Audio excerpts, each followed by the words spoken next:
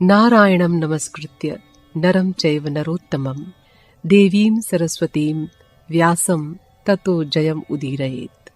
अंतर्यामी नारायण स्वरूप भगवान श्री कृष्ण और उनके सखा नररत्न अर्जुन, उनकी लीला प्रकट करने वाली भगवती सरस्वती और उसके वक्ता भगवान व्यास को नमस्कार करके आसुरी संपत्तियों का नाश करके अंतःकरण पर विजय प्राप्त कराने वाले महाभारत का पठन और श्रवण करना चाहिए।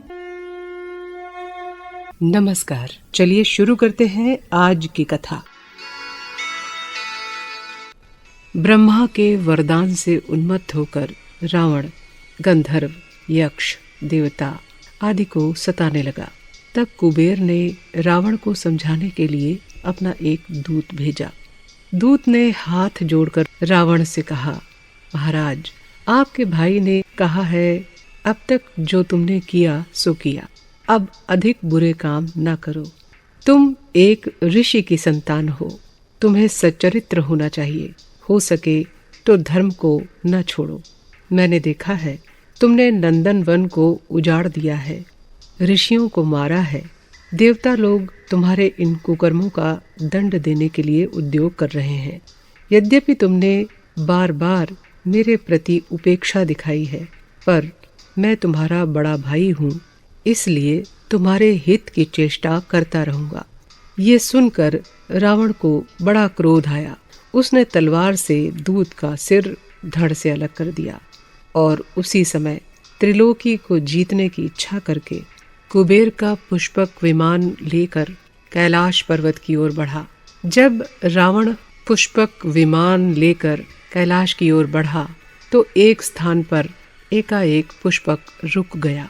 रावण और उसके मंत्री पुष्पक के रुक जाने का कारण क्या है, इस विषय में तर्क वितर्क कर ही रहे थे कि इतने में महेश्वर के गण नंदीश्वर ने सामने आकर कहा, रावण, भगवान शिव और पार्वती इस समय यहाँ एकांत में बैठे हैं, इधर से लौट जाओ, इधर से कोई नहीं जा सकता। रावण पुष्पक से उतरकर क्रोध करके बोला, महादेव कौन है? भगवान रुद्र के दूसरे स्वरूप नंदीश्वर को त्रिशूल टेके हुए खड़ा देखकर रावण बहुत जोर से हंसा।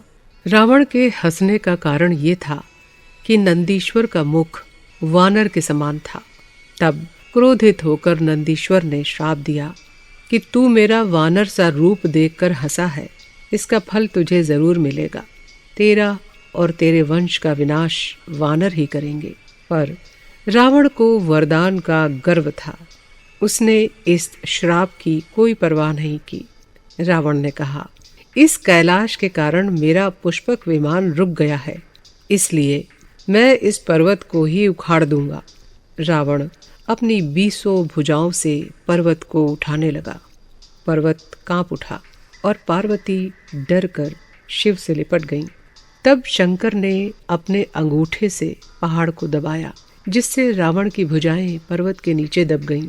तब रावण के मंत्री प्रहस्त ने कहा, राजन, तुम शंकर की स्तुति करो, उनकी शरण में जाओ, तभी तुम्हारा छुटकारा होगा। रावण सामवेद की ऋचाएं गाकर रुद्र की स्तुति करने लगा। शिव ने प्रसन्न होकर रावण के हाथ छुड़ाकर कहा, दशमुख, मैं तुम्हारी स्तुति से प्रसन्न हूँ। तुम्हारे हाथ पर्वत के नीचे दबने से तुमने जो चीख मारी है, उससे तीनों लोग डर गए हैं। इससे आज से तुम्हारा नाम रावण होगा। अब तुम जिधर से चाहो उधर से जाओ। इतना कहकर शिव ने उसे एक चंद्रहास नाम का खड्ग दिया और कहा, ये तलवार तुम्हें सर्वत्र विजय दिलाएगी। रावण महादेव को प्रणाम करके वहां से चल दिया। अब वो पृथ्वी के राजाओं को जीतने की इच्छा से चारों ओर घूमने लगा। जिन क्षत्रियों ने उसका सामना किया वे मारे गए। जो राजा उसका प्रभाव जानते थे, उन्होंने हार कर अपना पीछा छुड़ा लिया। इसके बाद रावण घूमता हुआ हिमवान पर्वत की तलहटी में पहुंचा। यहाँ उसने वन में एक सुंदरी कन्या को मुनिवेश से तपस्या करते देखा। उसने कन्या से जाकर उसका परिचय पूछा। उस कन्या ने अतिथि सत्कार करके रावण से कहा, बृहस्पति के पुत्र कुशध्वज मेरे पिता हैं। मेरा नाम वेदवती है।